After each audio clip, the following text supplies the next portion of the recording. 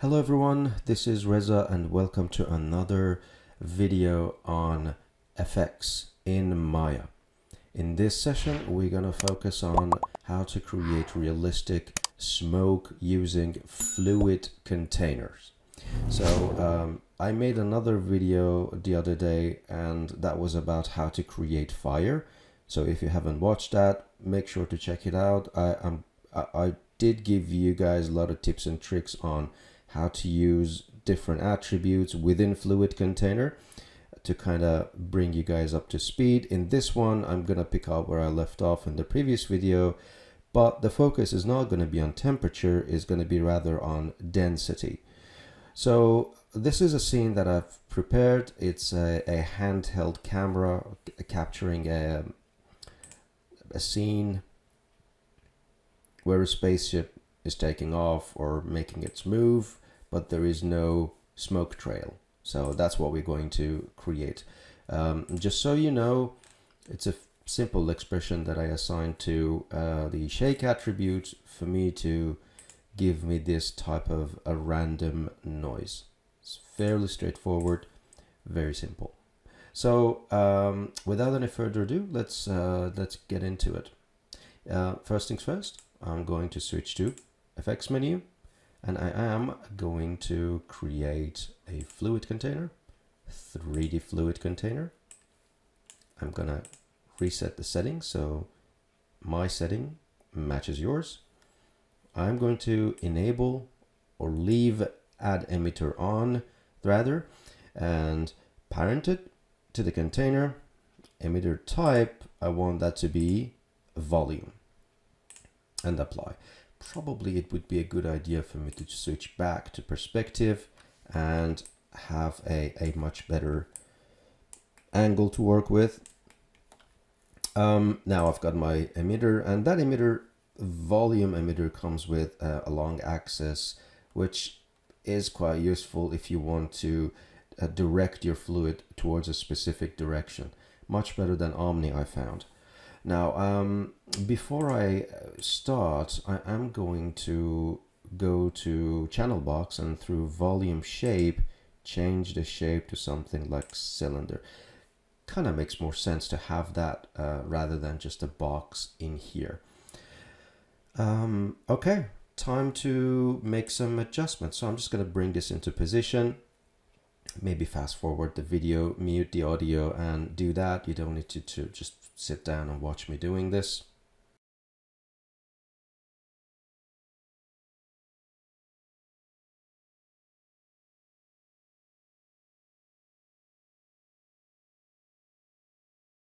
So that's done.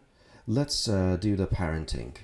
So I do have, if I go to NURBS curve, I do have a control curve here and I've parent constrained the entire model to that curve. I'm gonna do the same thing for the emitter. Let's select the driver and then the driven, which is the emitter. I'm gonna go to rigging, constrain. I'm gonna look at the option box, maintain offset is on, and parent constrain it. Now if I play, you can see the emitter follows. Now here's the tricky part, that this guy does not follow, and you can try parenting this to anything you want, still not going to follow the way you want. Now the trick for this guy is to select the fluid, go to auto resize and auto resize it. That's it. And when you rewind, the container is going to follow the model. So that's that. Let's go through some attributes here and adjust the resolution. So first things first, I'm just going to go to fluid, fluid emitter, basic fluid attribute. I have 100% as my rate. I'm gonna up-res it to 300. Also, I've got only 10 voxels resolution as my base, which is way too low. Probably start with 50. That should do it. Just gonna zoom back a little, see what I'm doing, and play. Probably would be a good idea to hide all of my lights for now. Probably Alt B to go to black background so you get to see what's going on. And now we have something. Now this something is not correct. It's dotted, it looks really bizarre, and usually with fast moving object you do get that. The way to fix it is actually very simple. You go to Emitter attribute and you scroll down into fluid attribute tab, and that's the attribute that you need to enable, motion streak. Now if I go ahead and rewind, you're not going to see any dotted line. It's all connected now. Now from the same menu, while I have this open, I'm just going to reduce that fluid drop off to something like 0.2, and I did that in the previous video as well, just because you get a much sharper result. So it's not going to eat in all the borders. It is going to give you the actual fluid, the 300% rate that you assign to the emitter. Okay, looks better. Next is to tweak my fluid emission turbulence and emission speed attribute. Now if I open this, I have set this to gradient. I want a little bit of randomness. I would like to introduce some turbulence, maybe 3. You may not see much of a difference right now. Probably if I zoom in a little, you can see just a little bit of randomness that we just introduced, but it's still quite straight. There is no realism to live and to travel in this 3D container that we have. It's very tamed so far, very staged, very artificial. I don't like this. The reason that this happens, especially in fast moving object, is velocity. And that's what's missing. We do need inherent velocity, and as soon as you introduce inherent velocity, then you start seeing that push coming out of this exhaust and pushing this smoke into the container, and only then we can see the effect of the turbulence, and only then we can see a little bit of motion that is happening. Now you may ask where to find inherent velocity. It's sitting on your emitter, emission attribute, speed attribute. You just need to find it here. I set it to add, and only then you get that inherent velocity. Now I'm going to start with 50 and may increase that, but now if I play, you can see I'm getting some really cool results. Now, while I'm quite happy with this pattern, it still lacks detail.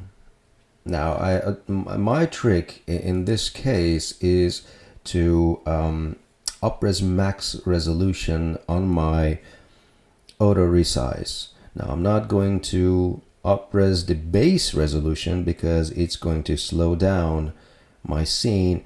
So let's start with max resolution on my fluid container, and then we take it from there. If we need to increase base resolution, so be it. We are going to do it later.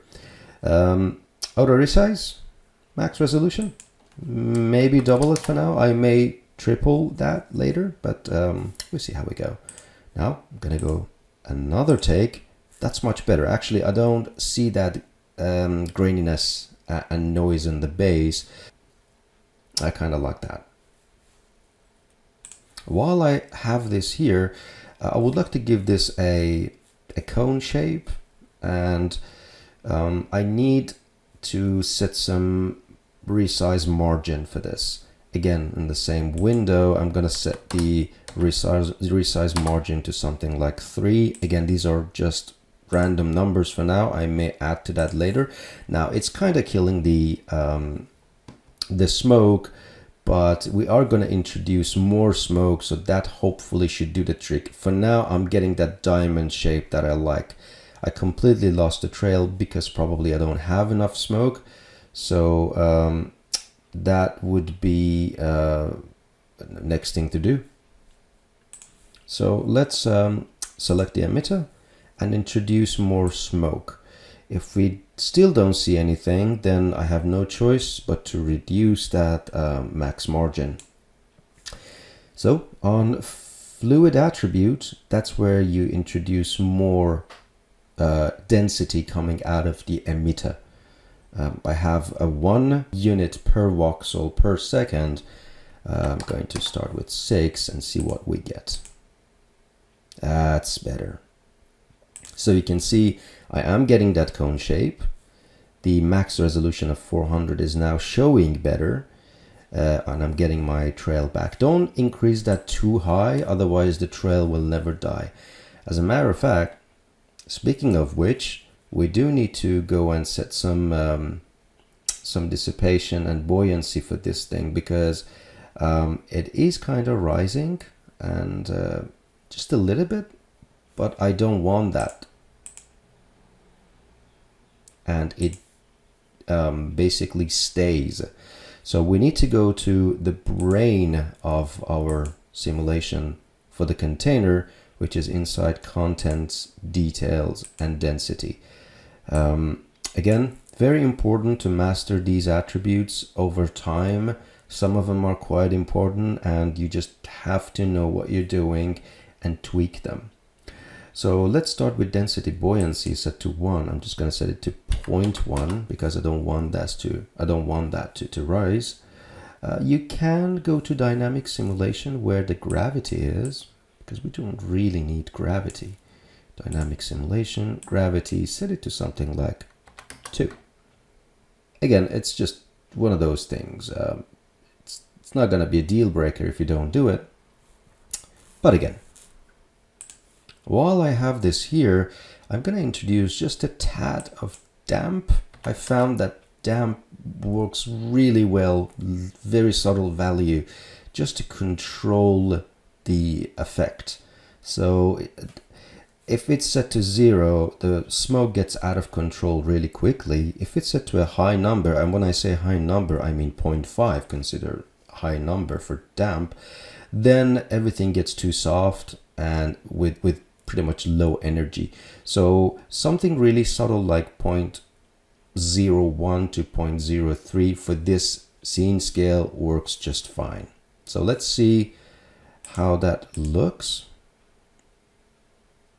Good. Next is to add some external turbulence field. Now I can just go ahead, select the fluid, and go to effects and fields and solvers, and assign a turbulence node in here. But let's give this guy a try first and see what we get, and if we're unhappy with it, then we may use a turbulence, because that one has got attenuation and more other controls. This one is a very simplified version of the force field node. I really don't need attenuation at the moment because the emitter is attached to the object, so really doesn't make any sense. For the strength, I may go with just good old 1. Frequency works just fine. Let's see what we get.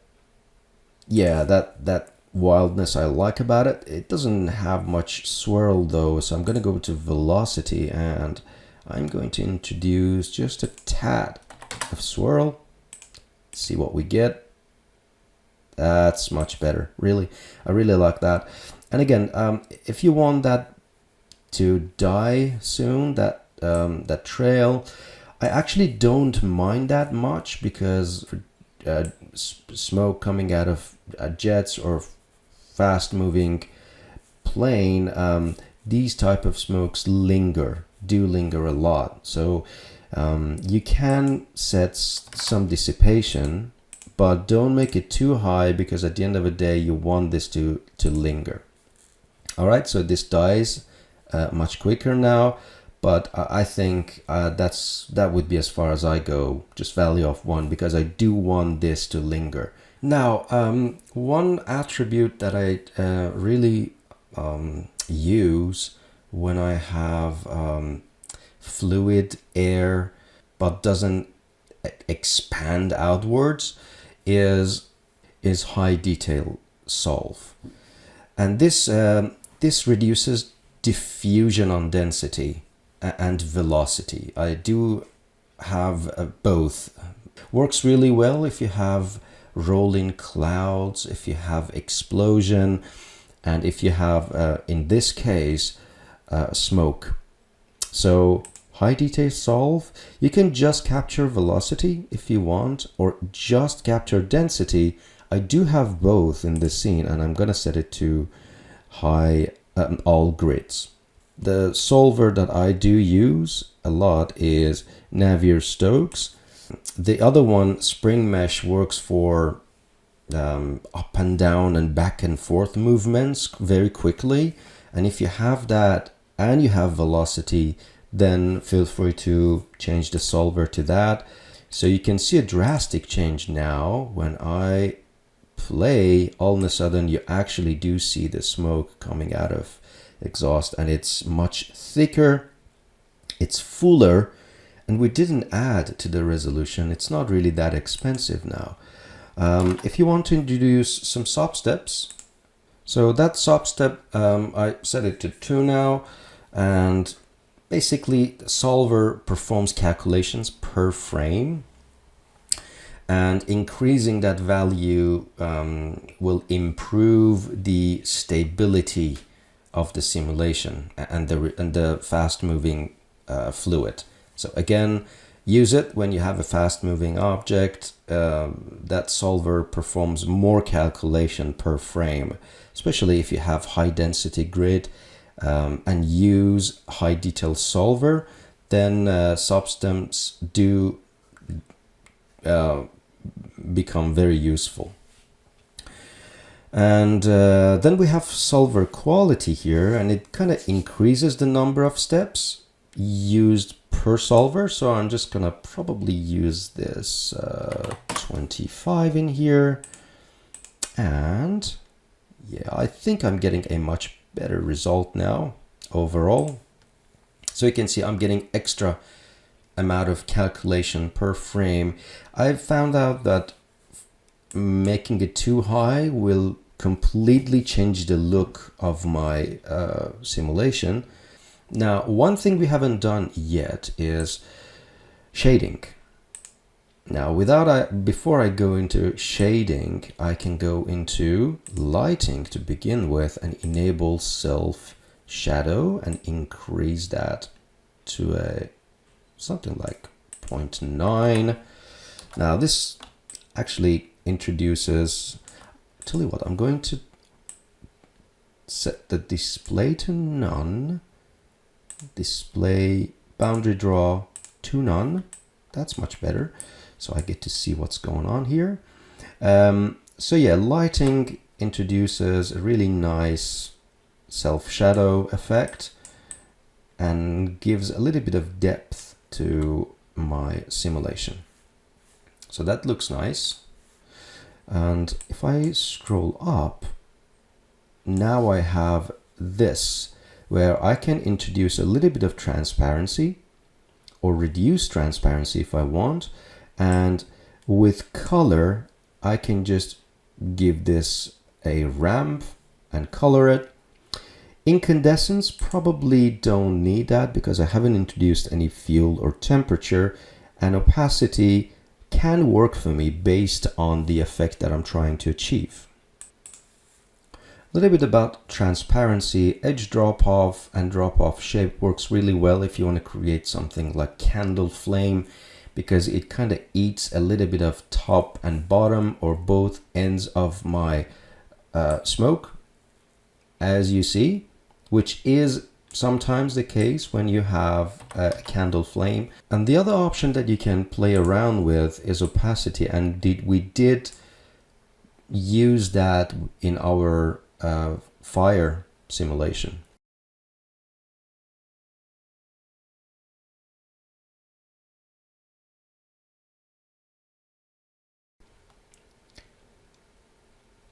I'm probably getting a much better result now using opacity, because I don't want that full thick trail like a marker. The smoke should break up at some point, and that effect, it is happening now. So I think I'm in a really good place. The only thing that I need to tweak is this color, and I do give this a sort of a ramp.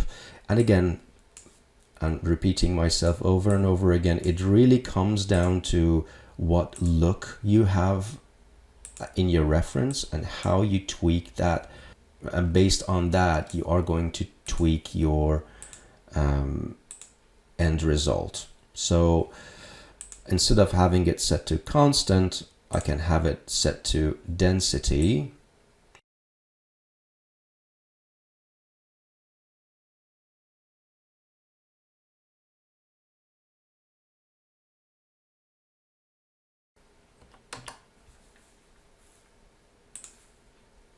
Yeah, something like that should do the trick, really. Now let's go to the original camera front, and let's cache out the scene. And again, this is something that we talked about in the fire tutorial, but we are going to do that again. So I can go to fluid, well, in effects submenu, I can go to encache, create a new cache, Maya fluid, and just cache out my simulation. I can set this one to,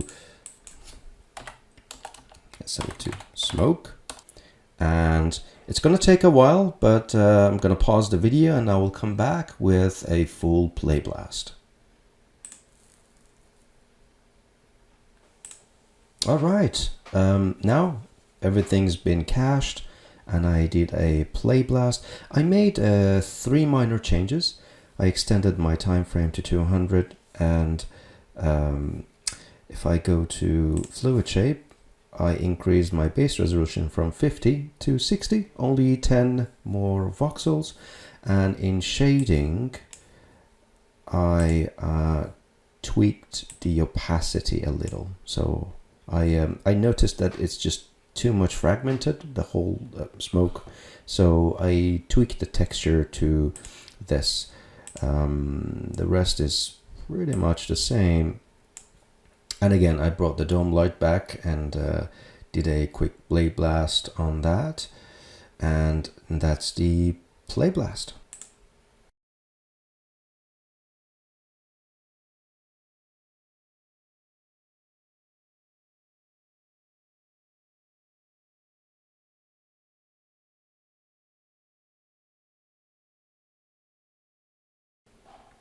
So here's the final play blast. I'm quite happy with it. Still, max resolution can be slightly improved. Base resolution can be increased just a tad. But apart from those minor changes, I think I'm quite happy with the overall movement of the smoke, the amount of dissipation, the amount of density I have, an amount of turbulence. Maybe just a little bit of, you know, I would tweak transparency just a little bit, make it more transparent than opaque.